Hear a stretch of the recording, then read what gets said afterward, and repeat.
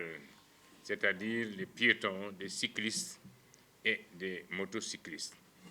Ce risque routier qualifié d'accident est défini par Florence Richard comme un phénomène complexe dépendant du dysfonctionnement du système de circulation dans lequel plusieurs composantes interagissent, comme le type de véhicule, la voie, le comportement de l'usager, les politiques locales, etc. Il faut peut-être faire une parenthèse ici et se rendre compte qu'à travers l'Afrique et dans d'autres continents, il y a d'abord les véhicules, d'accord, et les conducteurs, mais il y a aussi les infrastructures. Quand vous voulez faire du sport dans votre quartier, vous dites je vais marcher dans mon quartier 1 kilomètre ou 2 au lieu d'aller sur la corniche ouest Martin Luther King où il y a, tout est prêt, prévu. Mais quand vous voulez marcher dans votre quartier, vous n'avez pas où marcher parce qu'il n'y a pas de trottoir. Il y a la route goudronnée. Le trottoir, même si sa dimension existe, mais elle n'est pas matérialisée. De sorte que certains en font des commerces, d'autres en font des parkings de leurs véhicules. Donc ils mettent des carreaux sur le bas de la maison, de la porte de la maison, du portail de la maison et le trottoir. De sorte que vous n'avez pas, le piéton n'a pas où marcher. Il se dispute la route goudronnée avec les véhicules qui font attention aux piétons parce qu'ils sont habitués. Ça, c'est déjà une anomalie, soit de incivisme, soit négligence, mais ça fait partie des anomalies. Quand vous allez à Saly, Portugal, vous quittez Mbour, traversez, vous partez de l'entrée de Mbour à l'entrée jusqu'à Saly, Portugal, vous avez la route goudronnée, vous avez le trottoir, vous avez même les cyclos. C'est comme ça qu'il faut faire dans toutes les cités qu'on crée. Ici, il y a un problème. Et en ce qui concerne l'humain même, j'ai vu dans le réseau, chacun regarde le réseau, hein, c'est pas, on regarde le réseau et on est tous branchés sur l'Internet.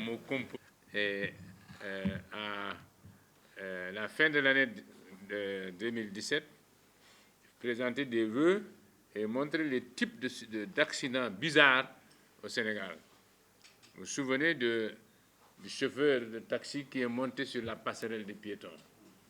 Moi, j'étais à ce moment-là en France, mais c'est passé en boucle sur France 24, TV5, Monk, etc., etc.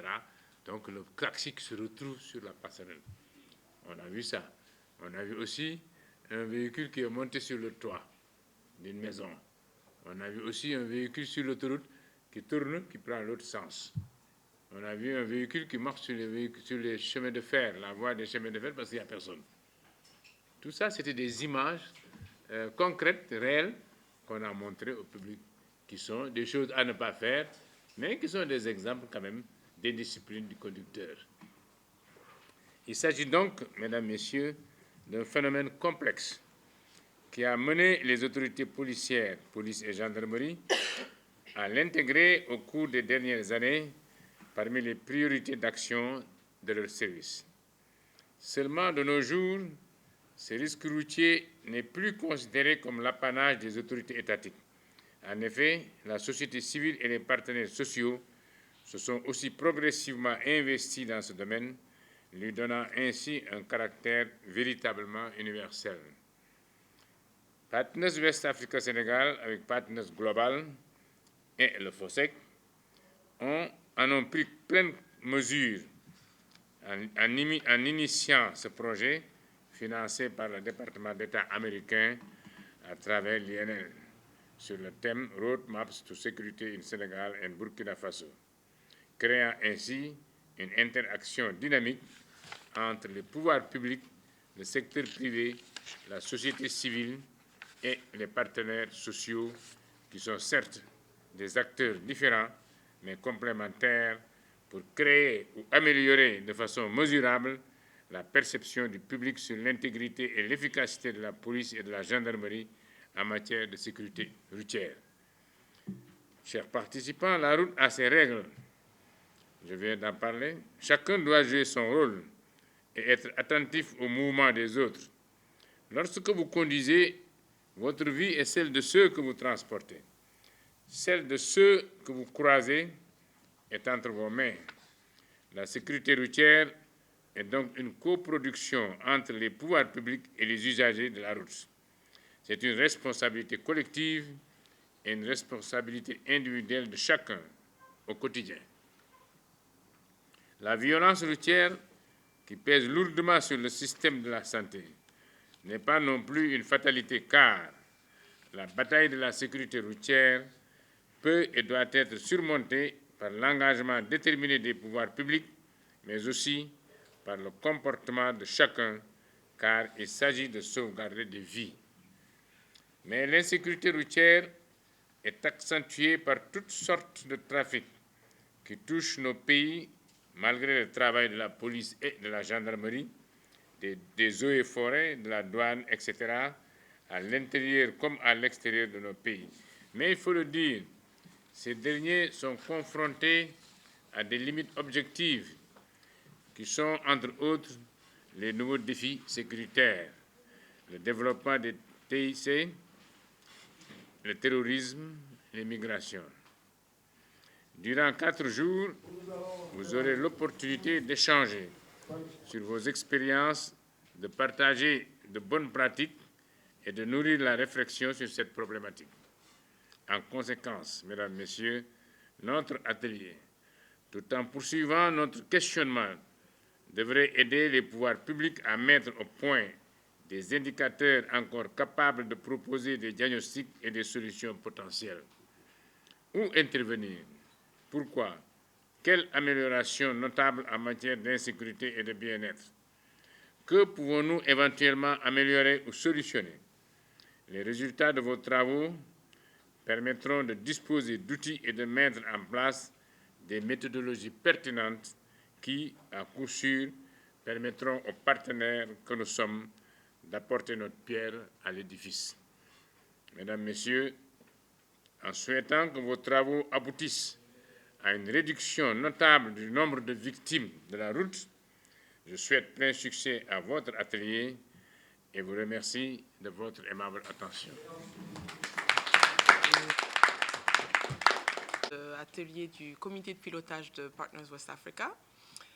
Comme le général Cissé l'a dit en début de son allocution, je suis la directrice Afrique de Partners Global qui est basée à Washington. C'est une grande fierté pour nous de travailler avec Partners West Africa Sénégal. J'ai personnellement travaillé avec l'organisation pendant plusieurs années. Je l'ai vu grandir et c'est vraiment une grande fierté pour moi de voir aujourd'hui Partners West Africa comme étant une organisation de référence, pas seulement au Sénégal, mais également en Afrique de l'Ouest et en Afrique, sur le continent africain plus généralement. Ce projet, qui est un projet de sécurité routière dans la région du Sahel et qui concerne le Sénégal et le Burkina, est un projet très important. Comme vous le savez, la région du Sahel en ce moment traverse des moments très difficiles en ce qui concerne la sécurité des personnes en général. Il y a des crises politiques dans la sous-région qui compliquent cette problématique. Mais donc ce projet-là vient en appui et vient solutionner certains de ces problèmes sécuritaires que l'on rencontre dans la sous-région et s'appuie sur la problématique de la sécurité routière.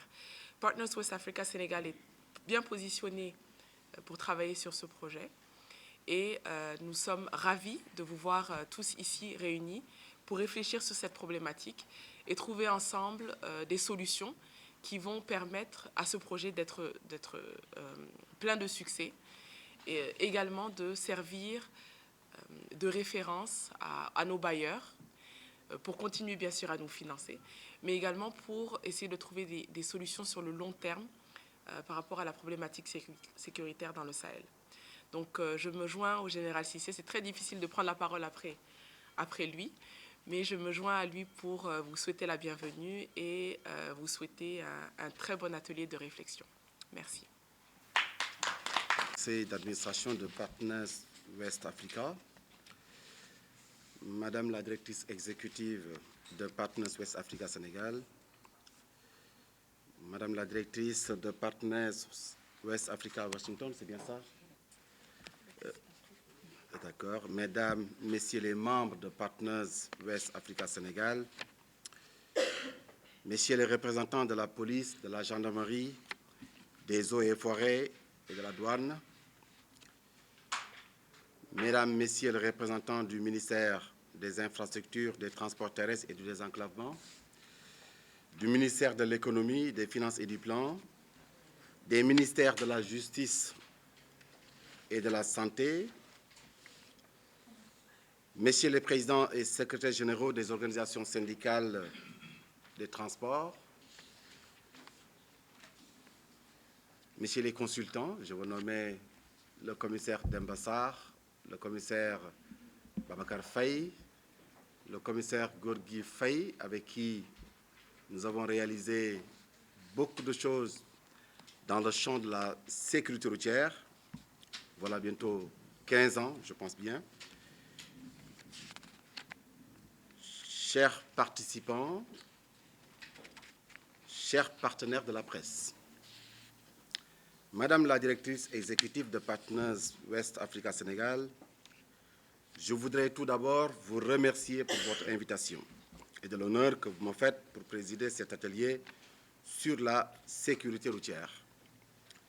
J'associe à ces remerciements tous les membres de Partners West Africa qui se sont beaucoup investis dans l'organisation de cet atelier. Nous devons tous garder à l'esprit que la sécurité routière est un combat que nous devons inscrire dans la durée, car sur toutes les routes du monde, les accidents de la circulation font partie des événements de la vie courante. Des milliers de personnes y perdent la vie tous les jours, des millions d'autres en conservent des handicaps définitifs ou des blessures émotionnelles qui les hanteront toute leur vie. Je pense que le général Cissé l'a rappelé tout à l'heure. Si on compte le nombre de décès par jour, c'est un peu plus de 3000 décès par jour dans le monde entier. Rapporté à l'année, ça fait 1 250 000, 1 300 000 décès par an. Ce sont 50 millions ou même plus de blessés, dont certains resteront handicapés à vie. Au-delà des aspects humains douloureux, les accidents de la route entraînent des pertes économiques considérables pour ceux qui en sont victimes ainsi que leurs familles.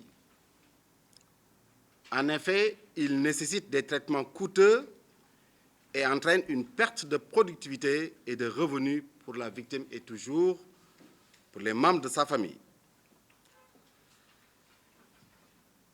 Au Sénégal, sur une période de 4 ans, soit entre 2014 et 2017, le Sénégal a perdu 2130 personnes sur les routes,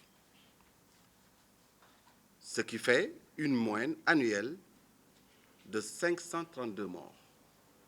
C'est trop, c'est inacceptable, comme le disait le président Macky Sall lors d'un conseil des ministres sur la recrudescence des accidents de la circulation.